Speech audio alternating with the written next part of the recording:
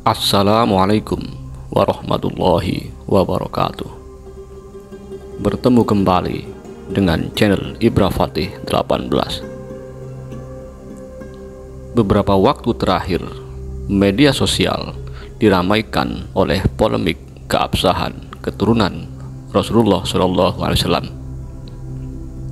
Yang paling mendapat reaksi adalah pernyataan seorang tokoh tentang tidak adanya keturunan para wali songo atau terputusnya silsilah keturunan wali songo karena para wali songo itu telah menikah dengan para perempuan lokal, terutama para bangsawan Jawa.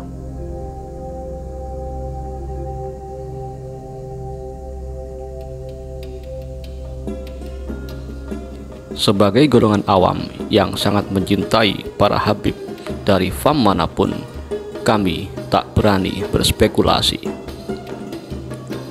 Namun, sebagai pecinta sejarah, kami ingin menyampaikan beberapa analisa mengapa nasab dan dzurriyyah wali songo diklaim tidak tercatat dalam lembaga pencatat nasab dzurriyyah Rasulullah di Indonesia.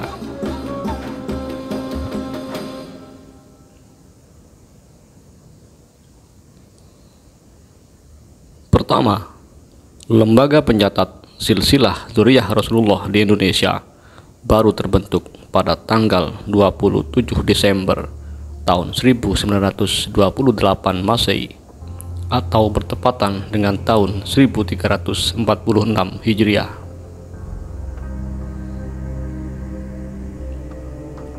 Lembaga pencatat silsilah dzurriyyah tersebut terbentuk pada masa kolonial Belanda dengan akta notaris Mr. A.H. van Opweysen yang ditandatangani oleh J.R. Edrick. Maka besar kemungkinan lembaga pencatat silsilah tersebut tidak mencatat silsilah para wali songo yang hidup beberapa abad sebelumnya.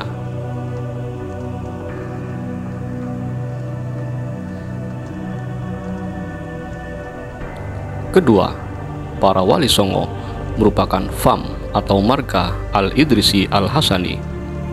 Beliau para wali songo merupakan para sadat atau syarif dari jalur Imam Hasan bin Fatimah binti Rasulullah. Tentu saja catatan nasab para wali songo berbeda dengan marga lain, khususnya yang memiliki lembaga pencatat silsilah dzurriyyah Nabi di Indonesia.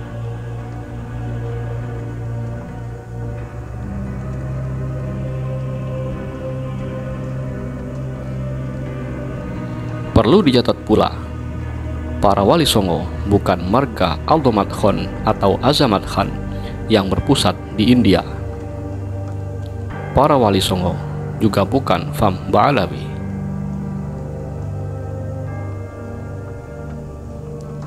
Ketiga, Van den Berg, seorang orientalis berkebangsaan Belanda, melakukan sabotase silsilah, yaitu menggabungkan fam Al-Idrisi Al-Hasani para wali songo dengan fam lain yang tidak sejalur. Hal itu tentu sudah direncanakan oleh si orientalis agar kelak keberadaan wali songo disangsikan oleh umat Islam di Nusantara.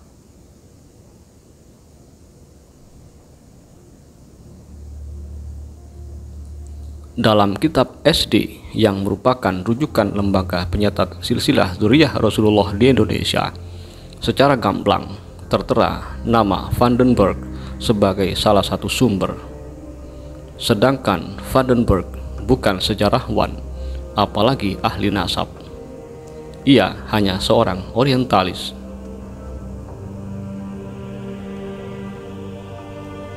Keempat, selama menjajah Nusantara, Belanda telah mencuri setidaknya 26.000 manuskrip. Di antaranya adalah surat-surat antara Ratu Sima dari Kalingga atau Jepara dengan seorang Sultan Bani Abbasiyah.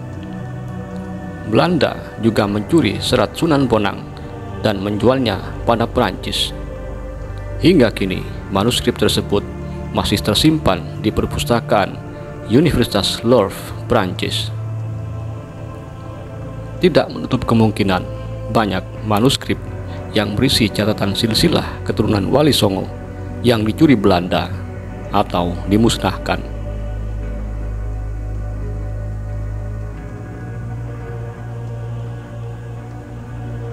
Kelima, penjajah Belanda memang menggunakan strategi penghapusan atau pemalsuan sejarah demi melanggengkan penjajahan mereka di Nusantara.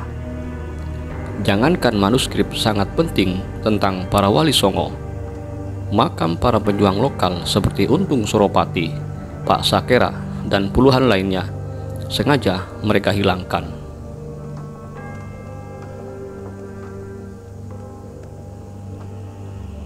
Keenam, penjajah Belanda yang sebenarnya tak seberapa jumlahnya memanfaatkan para mata-mata pribumi untuk menghanguskan para ulama, khususnya keturunan Wali Songo, Mataram, dan Demak.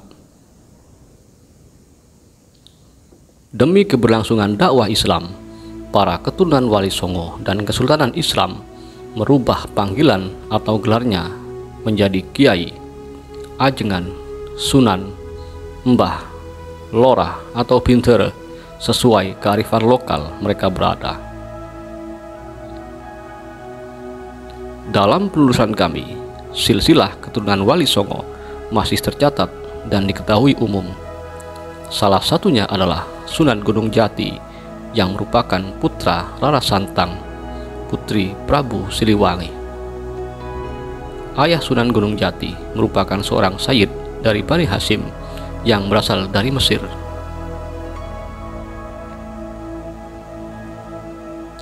Sunan Gunung Jati berputra Sultan Hasanuddin Banten, berputra Said Soleh Semedi Winongan Pasuruan, berputra Mbah Syakaruddin Kebon Candi Pasuruan, berputra Mbah Selagah Pasuruan, berputra Mbah Haris, berputra Mbah Abdullah, berputra Mbah Muntaha Poh Jentre Pasuruan.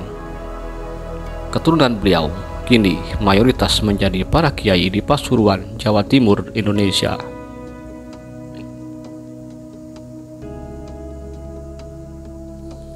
Sebagai benang merah, para keturunan Rasulullah dari jalur perempuan tidaklah terputus nasabnya, sebab budaya mengaitkan nasab hanya kepada ayah merupakan budaya pra-Islam di Makkah.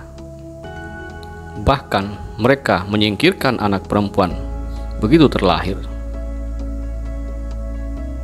Bahkan semua keturunan Rasulullah hanya ada dari jalur ibu, yaitu Sayyidah Fatimatuz Zahra.